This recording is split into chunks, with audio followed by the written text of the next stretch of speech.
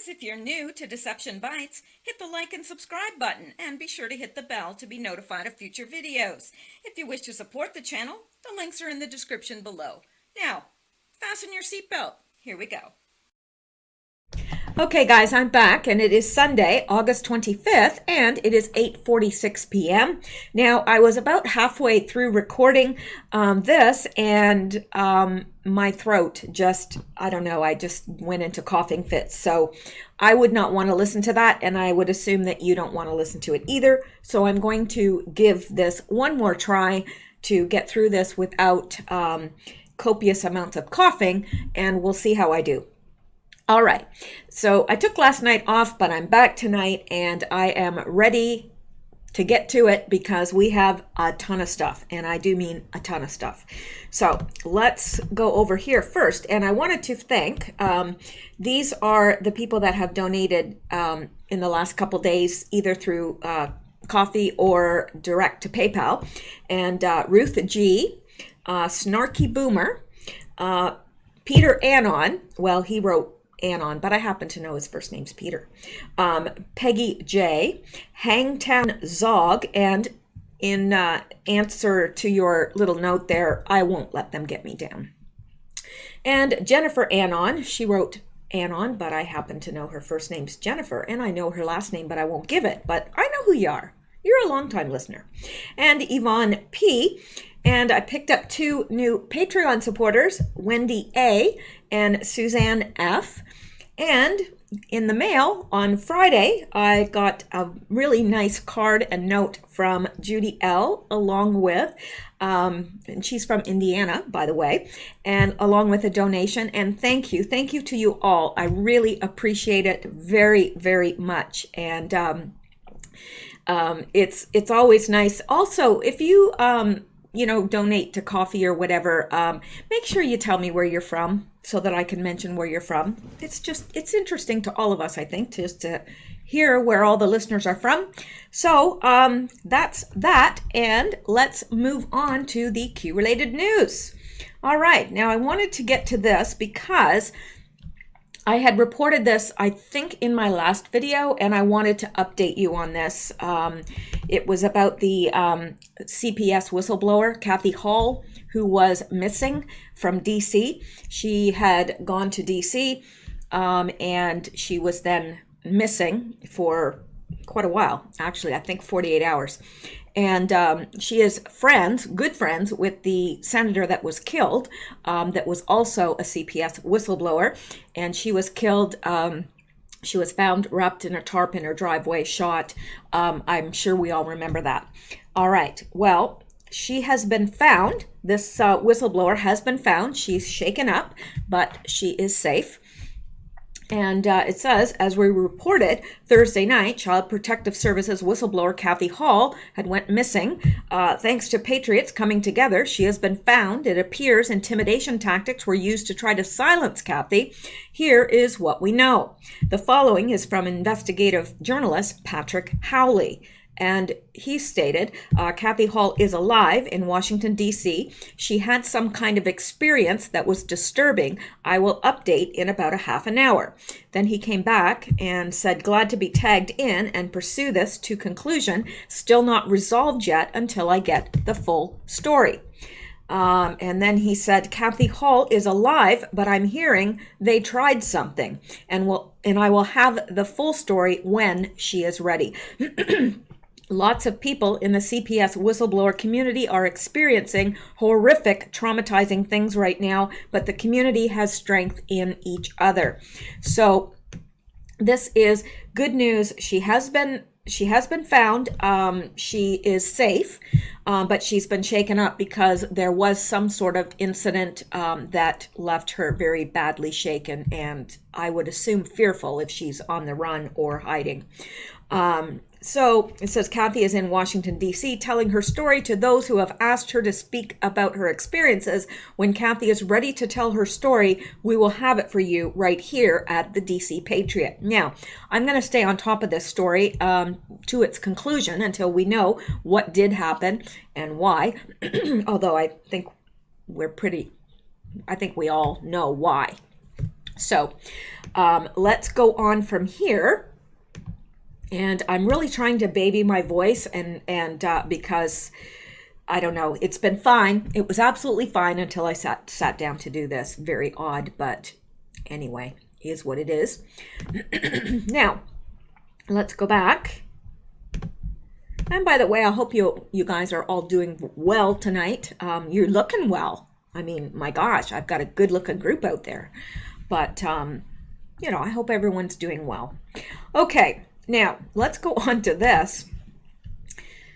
You know, ABC News, I don't know if they could tell the truth. I don't even think they'd know the truth if it tap danced across their nose and knocked on their eyeglasses.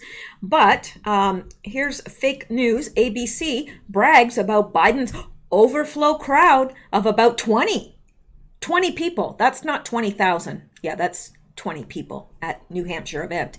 Now, this is the same New Hampshire where, you know, well, there's only one New Hampshire. It's a great place, too, where President Trump spoke. And what was it, around 12,000? Now, they say it was 11,000, but I think it was 12,000. And then there was like 8,000 or 9,000 in the overflow outside. And yeah, that to me is around 20,000. But Joe Biden had 20. And they think he has a chance of winning. Okay. Okay. 2020 Democrat frontrunner. Frontrunner. In what universe? Truly. Like, have we entered a parallel universe or what? Seriously. Like, is this like I don't know. It's like that candid camera. You know? They do and say and weird things would happen and then they would watch the reaction. I think this must be something sort of like that because front runner, not on earth. Anyway, Joe Biden held a town hall event in Hanover, New Hampshire on Friday to discuss his health care plan. Fake News ABC posted video of the overflow crowd at the event. There were a few dozen people in the room and most were probably media. Biden apologized to the few people in the overflow crowd for not being able to get into the event. I just came to apologize for you not being able to get in, okay? Biden said to a few low-energy liberals. How pathetic. And here is the video. When I finish in there, with their permission, I'd like to come back and say hi to you if you have a chance, okay? I just came to apologize for not being able to get in. Okay?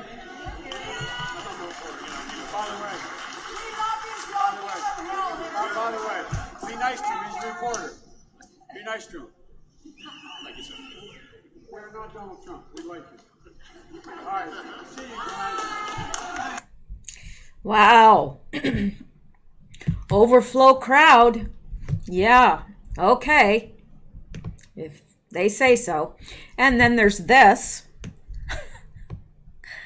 Oh, my. Joe Biden stumbles while addressing voters in Iowa. My long time friend. Must be a new kind of friend. I don't know. Former Vice President Joe Biden stumbled over his words while addressing voters in Iowa earlier this week. Biden, who has been plagued by a recent string of high-profile gaffes, became tongue-tied when mentioning a longtime friend at a campaign appearance in Urbandale, Iowa on Tuesday. Now, quote, my long time friend, and she's a friend, and she's been my friend in and out of public life, Biden said to awkward applause from the crowd.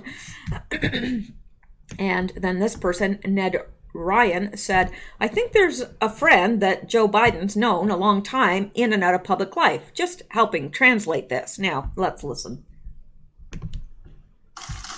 My long time friend, and she's a friend. She's been my friend in and out of public life. My long time friend, and she's a friend. She's been my friend in and out of public life. How many times can you put friend in one sentence? A lot, apparently, if you're Joe Biden.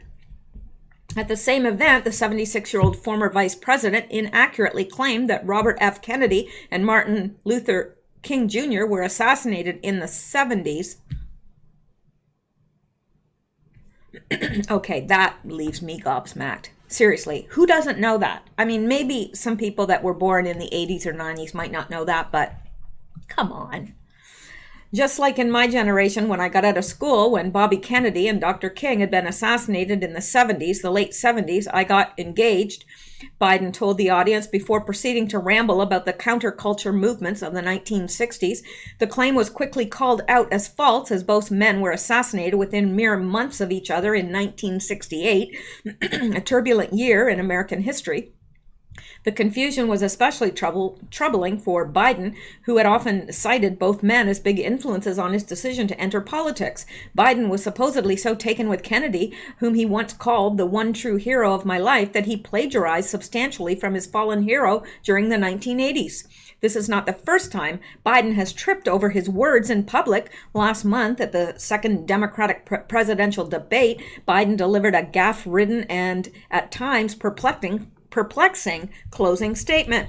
The most consequential election any one of you, no matter how old or young you are, has ever participated in. 8 more years of Donald Trump will change America in a fundamental way, Biden said. The America we know will no longer exist. If you agree with me, go to Joe 30330. Thank you very much, he added, likely meaning to describe how supporters could reach his campaign.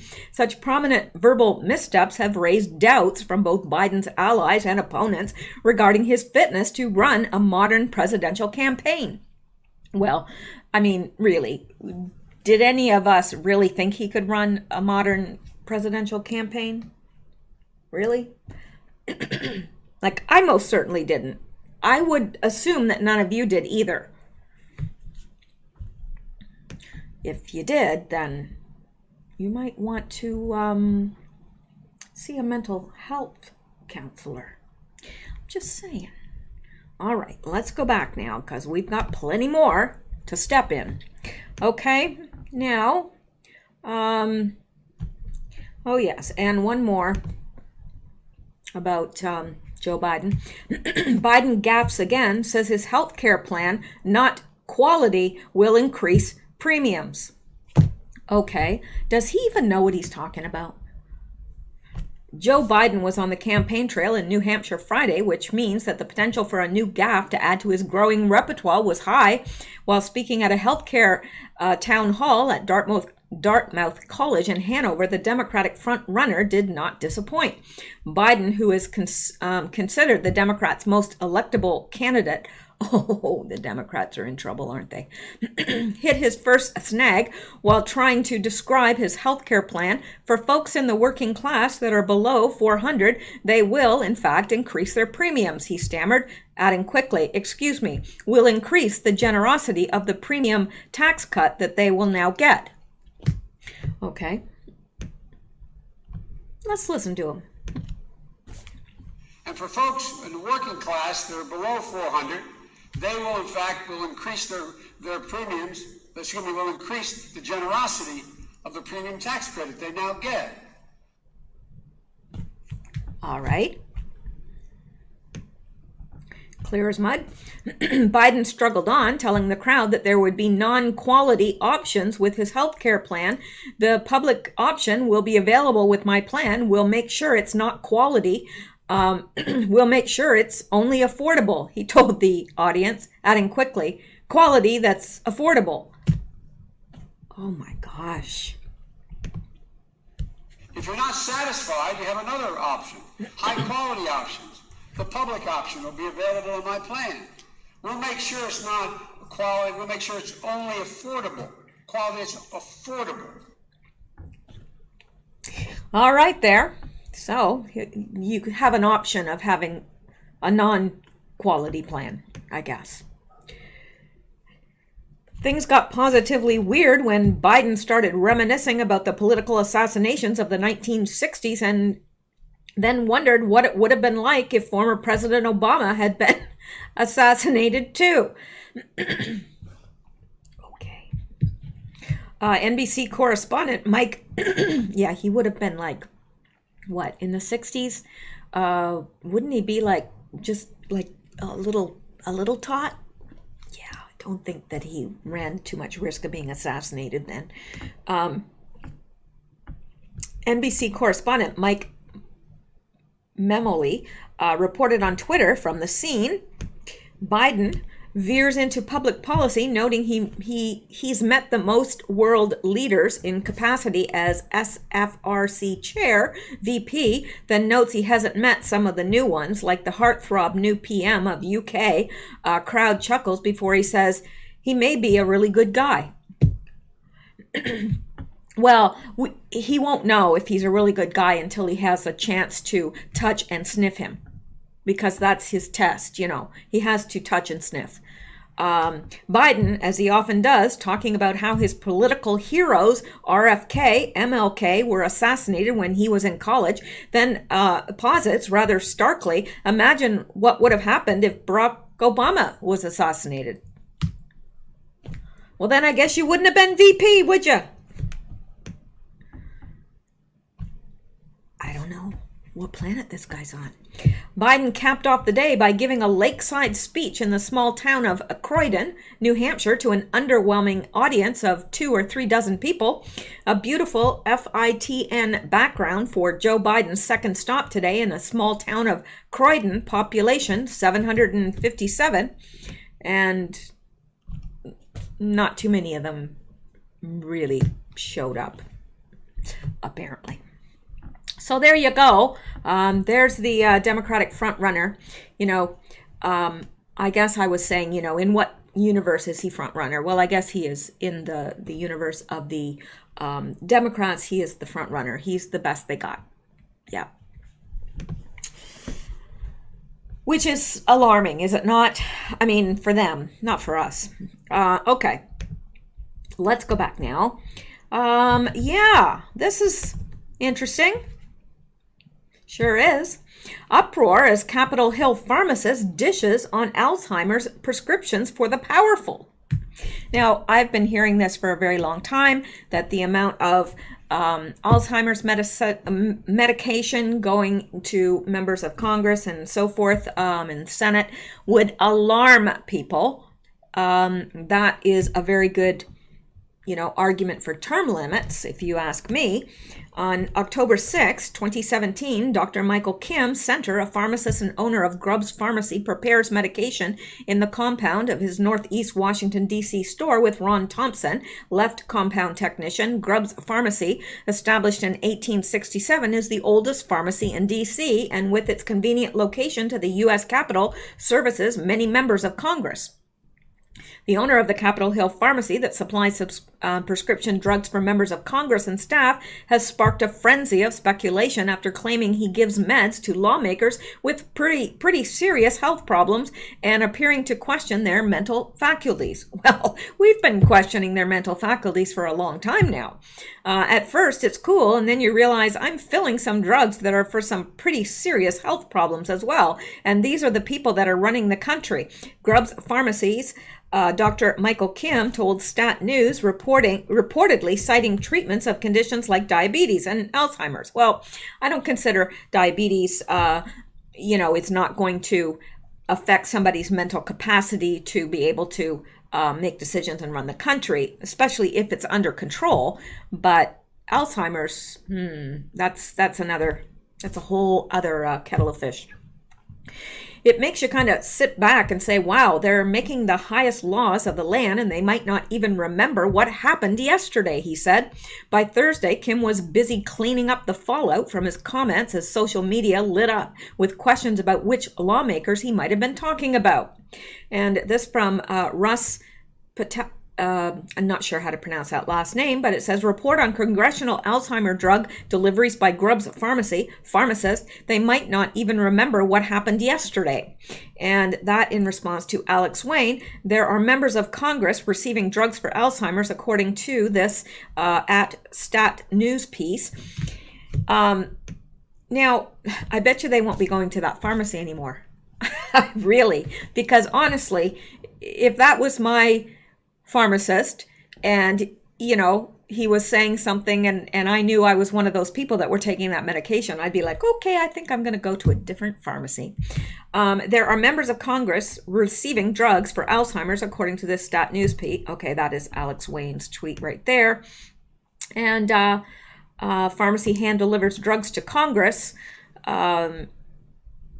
And what is this down here? Mr. J.M. Hopper. So apparently at least one member of the U.S. Congress is receiving Alzheimer's medication.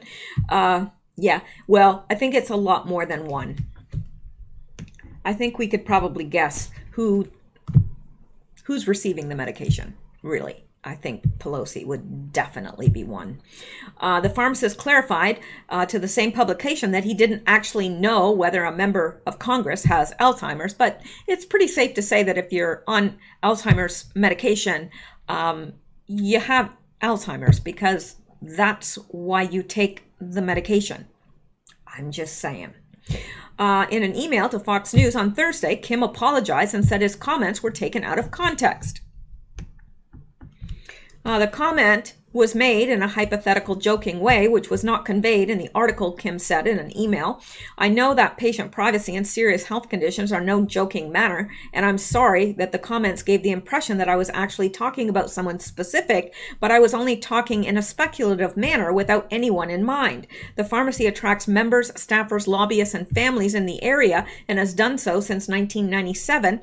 The pharmacy makes prescription deliveries to the Capitol's Office of the Attending Physician, OAP, according to STAT, but Kim underscored that he had no personal knowledge of any members with Alzheimer's. Well, of course not, because he may know who's taking Alzheimer's medicine, but he can't definitively state that they have Alzheimer's because he's not a doctor. And he's not their doctor.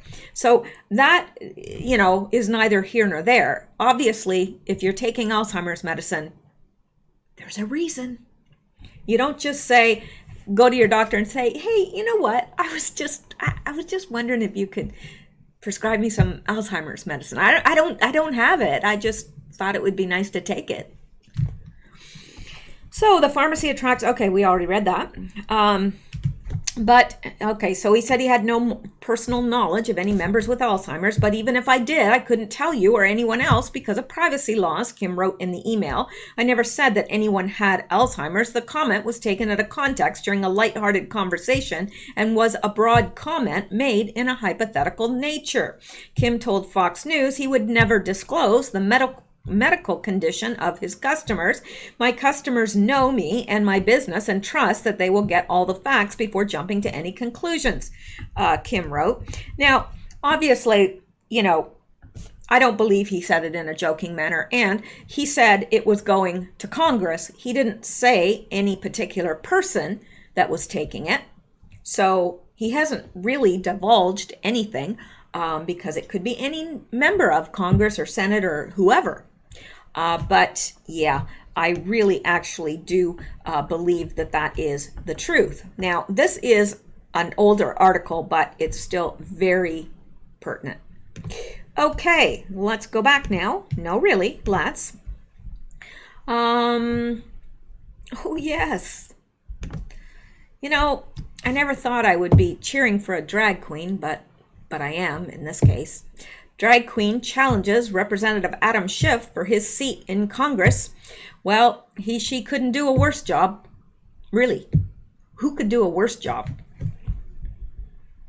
Now, a drag queen is challenging Democratic California Representative Adam Schiff for his seat in Congress.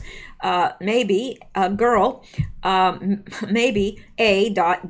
became the first drag queen elected to local government, winning a seat in Silver Lake Neighborhood Council earlier this year. Now the drag queen is attempting to win a seat in the House of Representatives and become the first congressional trans person and first drag queen. According to Route 50, Girl will face Schiff in an open primary. While I appreciate his allyship, I think someone that is actually a part of the queer community that understands the day-to-day struggles would be a better representative than an ally, Girl said of Schiff. I want people to know that there are more progressive people on the ballot. Now, I don't know. I'd like to say that nobody could be worse, but I don't know, to tell you the truth. Now that I think about it, I don't know. But this is maybe a girl. Yeah, very creative name. Not really. So this is him, her. I'm sure, I'm not doubting her mental veracity at all. I mean, it's not something I would aspire to, but hey. So anyway, I don't know. What do you guys think about this? A girl believes it's essential for more queer representation in public office. According to Route 50, we need more everyday people in Congress. It's overwhelmingly older, white, wealthy men, and that's just not representative of America or my district. The drag queen identifies as transgender and gender fluid, likening the name change to Lady Gaga and congressional struggles to that of AOC. I respect her courage for facing people who said she couldn't do it, girl said of Ocasio-Cortez. People will say I can't take her seriously with that name, but it's really just a statement about gender norms, girl said. I don't feel like there's a difference between maybe a girl and me. So I don't know. I do agree that it seems like there are more white, wealthy men in Congress, so I don't know, but to me that would be change. I don't know. It would make Congress a spectacle. You know, everybody would. I could if he won, this gender fluid person. If they won, you know, the news would be all over this and reporting on every single thing she did. So I don't know. Maybe Adam Schiff. Well, he's bad. Yeah, I don't know. It's kind of like it's choosing between a rock and a rock, you know? So, okay, let's go on. No, really, let's. Quickly. Okay, now, this is a wonderful little picture here, and this kills me. Look at Justine here. Like everybody else is kind of, you know, like, I mean, it's a normal smile, but there's Justin with his pink socks. Yes, he has a pink geometrically shaped socks on. Yes, he does. Anyway, that's not why I'm pointing this out. Do you notice anything particular about President Donald Trump? Well, look, he's got his cord wrapped into a Q. I'm sure that's completely coincidental. Sure. It really sticks out there. Yeah, there's no doubt in my mind that he did that on purpose. It's just a little shout out to Q. And I think that is fascinating, but this kills me over here too. And everybody has their cords all wrapped up neatly, except for him. And look at his. Oh, he's a spaz. I don't know. It's embarrassing to tell you the truth. It is, but you know, this guy, he's got the power stance and the Q, you know, I love that. All right, let's go on. And, oh, while we're on it, yeah, these are the socks. Now, look at this stance. I mean, you can look at this picture and you don't have to be a body language expert to know who's in charge here. Here he's got his hands cupped, like almost like he's trying to hold his own hand to comfort himself. He's got his leg crossed away from President Trump, which you never do that. You always cross your leg. If you're interested, if you're really into a conversation, you always cross your leg towards the person that's talking. For him to cross his leg away from him says volumes. And then he's, you know, cupping his hands as if he's trying to hold his hands himself, and he's sitting very much like a girl. This is how they teach women to sit, like this, to elongate their legs. You'll notice on talking heads and things like that, the women will sit like that. He's sitting very much like a girl, and he's got these ridiculous socks on. It's an embarrassment to Canada. It is an embarrassment to Canada. I mean, this guy always wears these quirky, stupid socks. And you know what? All right, so you want to wear quirky, stupid socks. Do you have to do it when you're on official business? Come on, like, grow the heck up. He looks like a woman. And okay, all right, that's, you know, not the issue here. But Look at this. And then Trump is in a power stance, legs thrown open. He's got that judgment. You know, this can be judgment. It doesn't always have to be, you know, the triangle. It's a judgment stance as well. So he's judging what he's saying, but he's got a power stance. And of course, you know, that's because Trump has big kahunas. But when you don't have any kahunas, you can sit like that, like women do, because we don't have anything to get in the way there. So, and neither does he. So I just wanted to point that out. First of all, the stupid socks. And you can clearly tell who's in charge. Clearly. Who has the most power. And, you know, look at this. Look at the look on him. and poor Trudeau is like, I think, please, somebody hold my hand, please. Anyway, yeah. Okay. Now, let me see here. We have, let's go on because we've got a lot of stuff and I'm trying to get to the most pertinent. Yeah, this is a bizarre thing that was in the news. And I wanted to show this to you. Very bizarre. Graphic body camera video shows South Carolina deputy shoot man inside his own home. The 62-year-old was shot 4 times through the window. Hang on here. Through the window of his own front door, the man's lawyer said. Body camera video released showing deputy shoot South Carolina man in his home. Why would you have, he wasn't carrying a weapon. Why would you find it necessary? And here, well, hang on here. Where did it go? Right there. Well, if I move from there, if you look at his hand, you can see where he's been shot in the hand, first of all. Okay, now let's, graphic body camera video released by South Carolina Sheriff's Office shows a deputy shoot a man inside his own home through a window pane next to the man's front door. Footage from the deputy's body camera conflicts with the Greenville County Sheriff's Office original contention that the man, identified by his lawyer as Dick Tench, 62, was shot after he opened his door and pointed a gun at the deputy. The man's lawyer said Tuesday. The lawyer said Tench was shot 4 times. The deputy, whose name, and he clearly had not opened the door. The deputy, whose name has not been released, was responding to what police thought was a medical alarm when he was dispatched to Tench's home in Simpsonville at about 11:45 on June 14th. The sheriff's office said in a video posted Monday on the office's YouTube account. The body camera footage in the video shows a man appear in a window next to the house's front door.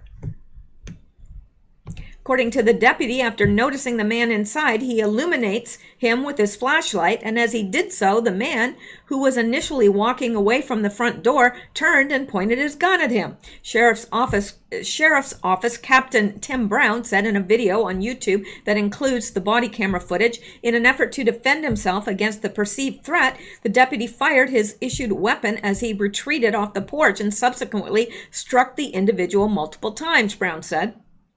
The video shows that after the deputy fires shots, he orders Tench to throw his gun outside. Tench also asks who he is and tells him he has been shot.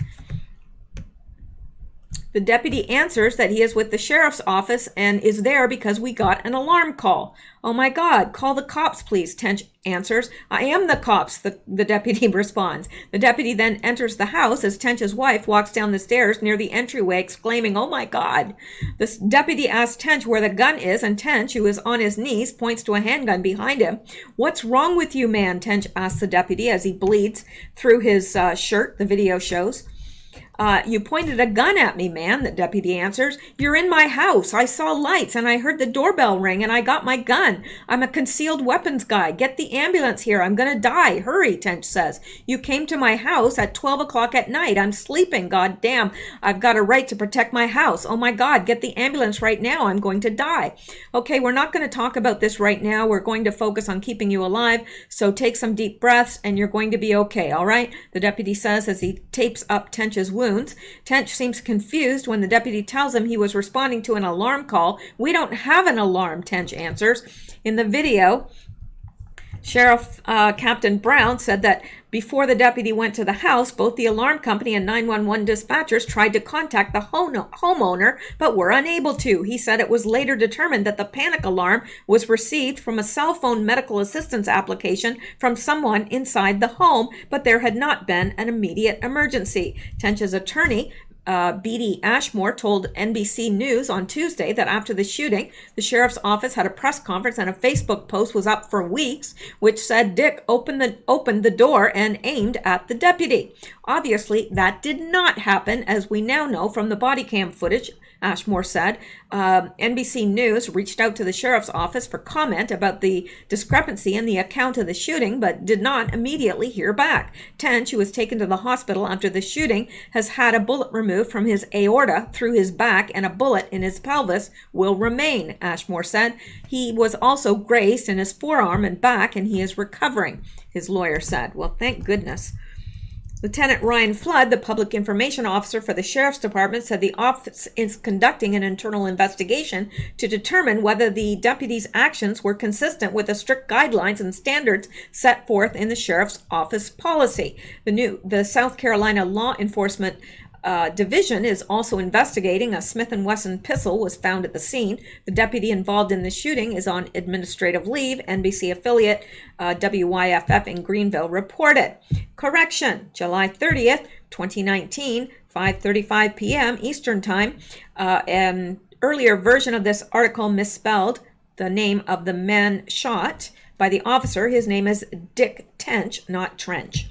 Okay, well, this is alarming to me because you just think of yourself in a similar circumstance. The man was sleeping. It's, almost midnight, just a few minutes shy of midnight, and he sees somebody's ringing the doorbell, shining a light into his place. He doesn't know who they are. Why couldn't the deputy have said, open up, it's the deputy, it's the sheriff's department or whatever? I don't know. I think this man, he was in his own home and he has a right to protect himself. He doesn't know who's at the door. So I don't know. It's just getting more and more. You hear more and more of this. And I don't know. I find it alarming because you shouldn't just be shot in your own home through a window because you have a gun. Anyway. And obviously, if he's pointing the flashlight in there, this guy can't see him. If you point a flashlight into a darkened house and you're inside that darkened house, that flashlight's going to blind you. You're not going to see who's at the door. He didn't know. Anyway, all right. Now, this from Dutch Sense, and I find this very interesting. Dutch Sense said 187 steady live viewers on Twitch this morning and 187 live viewers the reason I shut off YouTube. It is literally an impossibility for both Twitch and YouTube to be at 187 live viewers. 350,000 subscribed on YouTube and 25,000 on Twitch, but both live streams reverted to 187. Now, a little later on, he said, yeah, it would go up to 85 or down to 84, or up to 88 or down to 86, but then it would just revert right back to 187, that we're watching both shows. Now, I don't believe that that's possible because you're right. He's got 350,000 subscribers on YouTube. And, he's pretty popular. I mean, I watch Dutch Sense. He's very good at what he does. And so anyway, and then he asks, what does 187 mean? Well, we know that it means murder, right? So were they trying to send him a message? Because I think they were. And I think it's disgusting. It's disgusting. Now, obviously, both YouTube and Twitch have the same algorithms. They do. They use the same algorithms. So it's interesting that both his live feeds on Twitch and YouTube reverted to 187 watching. How is that even possible? Because more people join, others leave. How is it possible to stay at 187? It's not. They were sending him a message. So I think that that is, I wanted to let you guys know what is going on out there with conservative voices, or those that, I don't necessarily think he's a conservative voice, but I think that he is well aware of what is going on. He used to report on the weather anomalies a lot, and then he went over to reporting on earthquakes. Well, he's must be getting somebody's attention, because they are not happy about it. And there's other people that are telling the truth about different things that are not necessarily, although they're probably conservative, but not necessarily so. But they're talking about the truth of some matter, and they're getting the same treatment. They're trying to silence us. Anyone that disagrees or deviates at all from their narrative, they're trying to silence them. Okay. Now, I also wanted to show you this, because this is so fascinating that, okay. All right. Here is our lovely First Lady, probably, at least, if not the most beautiful. She is one of the most beautiful women in the world, very graceful. She represents our country very well. But look what she's wearing. She's got a gold or yellow colored dress, and there's 2 flowers on it. What kind of flowers are they? Hibiscus. That's what they are. There are two hibiscus flowers on her dress. I know, you're saying, well, so what? Well, what kind of hibiscus are they? Well, I'm going to show you. They're these. Hibiscus. And you know what they're called? Perfect Storm. Really. You can't make this stuff up. That hibiscus that she's wearing is called Perfect Storm. Summerific Perfect Storm. Hibiscus Perfect Storm. That's what it's called. It's a hibiscus, and it's named Perfect Storm. So what is she saying here?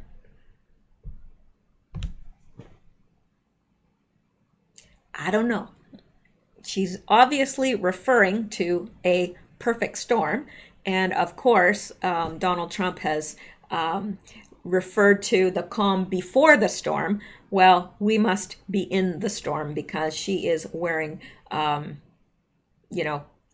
perfect storm. That's what she's wearing. And it's against a gold backed. So I'm not sure if the color of the dress has a message as well or not. I don't know. But it's interesting regardless, because there's no way, no one can convince me that this is not on purpose. No one. Because these people are into symbolism. That's how they communicate. And we have been trained to look for these things by cue, right? We've been trained that way. So I think that it would be very naive of us not to look at the message that they're sending. So it's interesting. I think we're in for some very interesting times ahead. I really do. Now, let me see. We are getting to the hour, I hear. Well, I see, rather. Yeah, time doesn't talk to me, really, it doesn't.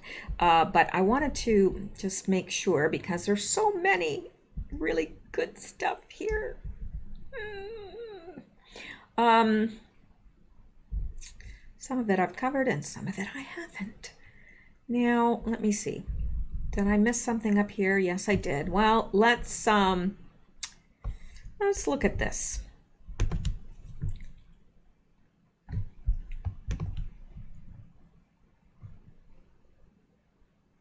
This from the Mirror. Pregnant secretary of Pope Francis found dead in her Rome apartment. Miriam Hulo, I'm not sure how to pronounce her last name, a 34-year-old Eritrean origin, was 7 months pregnant when her body was discovered.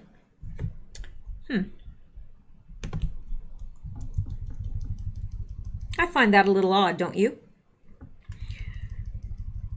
The Pope's pregnant receptionist has been found dead in her apartment on the outskirts of the city. Miriam Huolo, a 34-year-old Eritrean origin was, a 34-year-old of Eritrean origin was 7 months pregnant when her body was discovered. She had worked at Pope Francis' home and a priest's guest house called Santa Marta for years. The Italian press reports she worked as a kind of gatekeeper for the pontiff as well as for his bishops and cardinals who stay there. The Pope opted to live at the Santa Marta guest house after his appointment in 2013, rejecting the grand papal apartments because he found them too sumptuous and he feared isolation.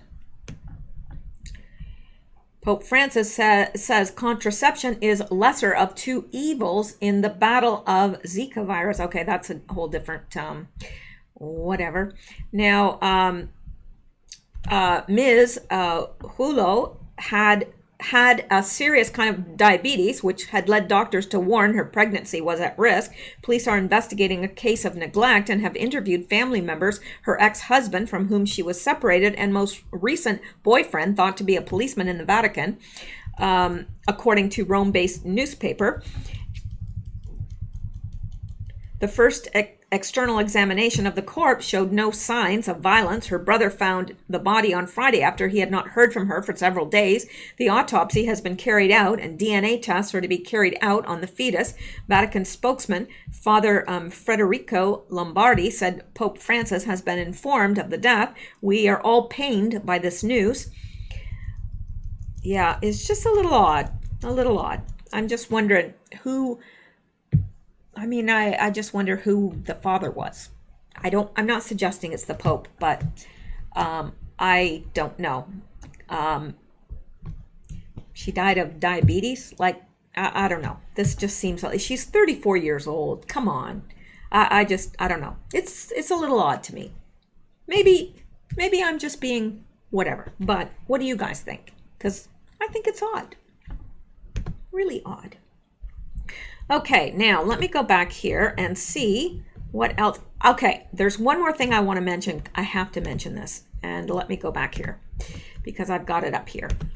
Okay, in my perusal of things online, I happened to come across a Canadian company that is registered, I believe, in the Bahamas, and it's called CloneAid. Now, it's illegal to clone a human being in the United States.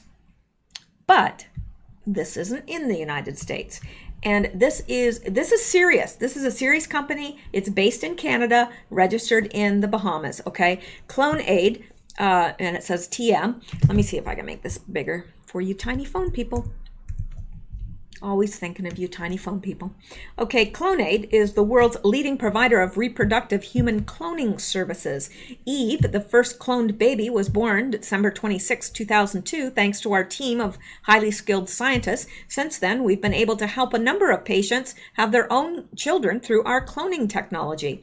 CloneAid can help you if you're sterile and have lost hope of having the child you dream of, if you're homosexual and deeply desire a child who would carry your own genes, if you've just lost or about to lose a beloved family member and would like to see an identical twin of that person begin a new life, if you're HIV plus and want to have a child that would be your genetic twin without infecting either the baby or your partner with the virus, if you simply want to be cloned, whatever your reason may be.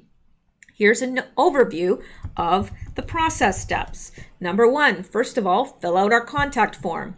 2, one of our representatives will contact you to discuss your situation and goals. Number 3, our medical team will evaluate your case. If your application is approved, we will make arrangements to obtain cells from the cell donor, the person who is to be cloned.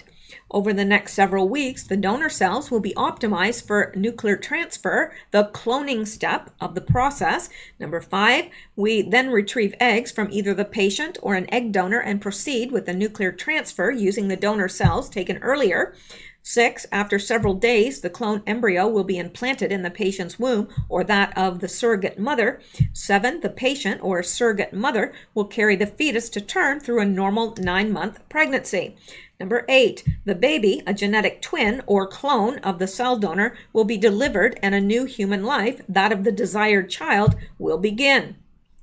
It says, I don't know, something micro human cloning is a safe reproductive choice, and our success rate is similar to those of other assisted reproduction techniques. So you fill out the form and they contact you. They contact you because, and look at this. Did you know Clonaid has been able to find living cells in a body that has been dead for 4 months? There is hope. Yeah. I know you're thinking, oh, come on, this is just, no, it isn't. It's a real deal. It is. It's called Clonaid, Pioneers in Human Cloning. Histories, products, facts, contact, and it's, well, you can go to www.clonaid.com. But you have to contact them and they will contact you. There's no address or way to contact them other than that. Let's just look under here. Well, I guess they already mentioned what their services are and the process, products. It says embryonic cell fusion redefined, the new RMX 2010, a new cell fusion device specialized in embryonic cell fusion developed by the Clonaid scientific team. RMX 2010's main features are generation of clear and stable pulses enabling direct fusion, something unseen in competitors' devices. A highly precise square wave is applied to the cell or embryo through a chamber or needles, operating range 5 to 200 volts, 10 to 990, whatever that is. A memory function enabling the storage of up to 4 fusion settings, a foot switch allowing both your hands to be available for operating other equipment. With this new and revolutionary device, you will achieve significantly lower lysis rates and much higher fusion rates. I don't even know what they're talking about. And let's look at this. Clonaid, the first human cloning company in the world, was founded in February 1997 by Rail, a group of investors who created the Valiant Venture Limited Corporation based in the Bahamas. In the first couple of years of Clonaid, has already received enormous media coverage. However, due to the pressure mounted on the Bahamas government by French journalists, Valiant Venture Limited was canceled as government representatives were thinking the laboratories would be established on the Bahamas island. Meanwhile, the list of serious potential customers had grown to more than 250 people. Therefore, during the year 2000, Rail decided to hand over Clonaid project to Dr. Brigitte Boselier, Raelian bishop, in order, and that's from the cult, the Raelians. They are a cult, but apparently they've had success with cloning. I don't know. I'm just, there's a lot smarter people than I am, or rather, there's a lot smarter people than me that are counting this as valid. So I don't know. So anyway, Dr. Boselier has a PhD degrees in physical and biomolecular chemistry. In her last job, she was a marketing director for a large chemical company in France. In the summer of 2000, an American couple that wanted to help develop this technology in order for them to have a baby contacted Dr. Boselier. They were the first major investors funding the equipment, and the laboratory needed for Clonaid's first human cloning laboratory was set up in early 2001. In the summer of 2001, following several visits from U.S. government representatives in our facility, Clonaid decided to pursue its human cloning project in another country where human cloning is legal, and they are in Canada, as far as I know. I don't know if it would be news to me if human cloning was legal here, but nothing would surprise me in this country. Nothing. That's why I want to get out. All right. So anyway, and let's just click on the contact just for kicks and giggles. Yeah, you enter this, and apparently they will contact you. And what's this? What is human cloning? Who is it for? That's basically it. So they don't have a whole lot of information on there, but it's used as a contact form that in case you want their services, they will contact you. So there you go. It's alarming. But, you know, these people that are talking about cloning and all this stuff, I don't know. Is there something to that? I don't know. I do personally believe they do have the technology to clone human beings. I do believe that. Now, maybe I am just off my nut somewhere, but that is what I believe. So let me know what you guys think. I really would like your opinions because I trust a lot of you guys, and you know, I trust your opinions. So I really am welcoming your opinion on this. So that is it for this video. I am going to sign off. I don't know if I will be back with another one. If I do, it will be a very short one. I notice my furry feline friend is behind me. So, oh, and sleeping. Okay, so that's it. You guys stay safe, stay well, stay blessed, and keep seeking truth because deception bites. I appreciate you guys so much. Good night.